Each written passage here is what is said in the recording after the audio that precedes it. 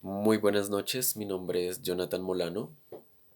El problema que he elegido eh, para ser, digamos, analizado con base a la arqueología ha sido la desigualdad social que actualmente eh, se vive en Colombia.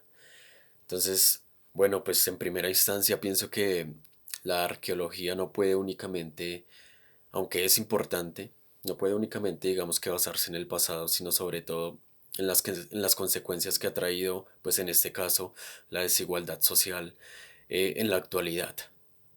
Pienso que lo más importante en este caso, con base a la arqueología, es intentar eh, indagar en el hombre, en el comportamiento del hombre, en el ser que ha tenido, digamos que dentro de la sociedad, porque digamos que uno de los conceptos que más llama la atención dentro de la desigualdad social es como esa indiferencia que en términos generales ha tenido, por ejemplo, el Estado con las poblaciones más vulnerables del país.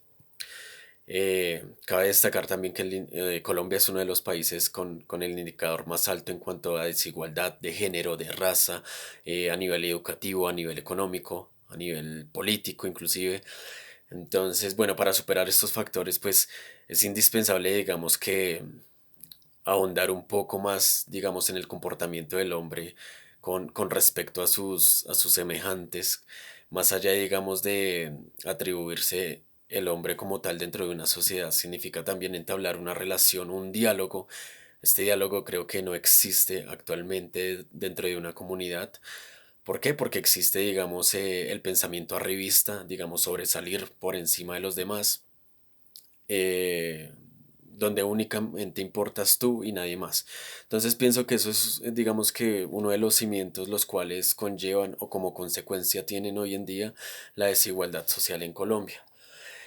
Em, digamos que uno de los conceptos a mayor escala que habría que atribuirle al estudio de la arqueología con respecto a esta problemática, pues en primera instancia, la desigualdad como tal. Eh, pero pues más allá de eso encontramos que la desigualdad también se da porque como a causa, digamos, de un bajo índice en cuanto a educación. La educación en Colombia pues digamos que ha sido un detrimento que se ha llevado a cabo durante los últimos años, digamos que por los bajos recursos que se ha tenido, ¿no?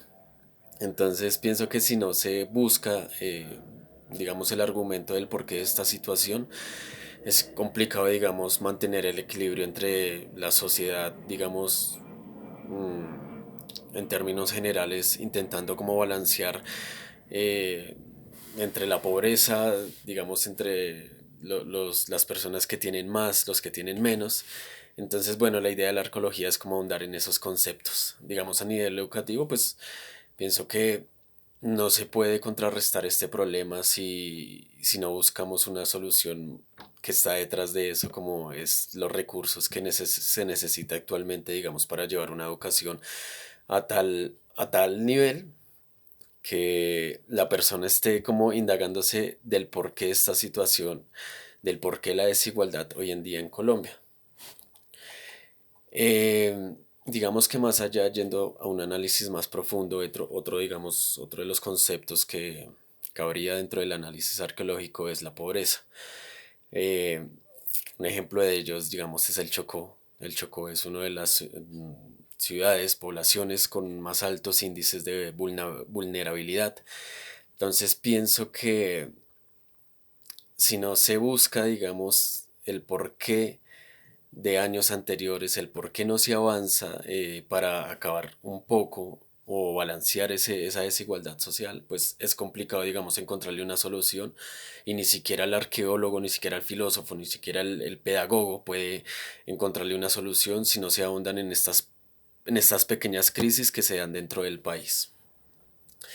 Eh, Pongo como ejemplo actualmente la pandemia. La pandemia, digamos que fue uno de los cimientos que desembocó a que se generara, digamos, una mayor elevación en cuanto a la desigualdad social.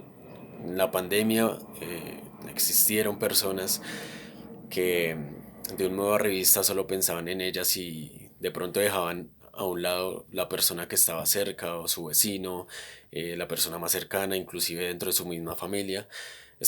Desde ahí empieza una desigualdad y esto conlleva que, digamos, no sea una desigualdad al interior de una familia, sino que se lleva a cabo dentro de la misma sociedad.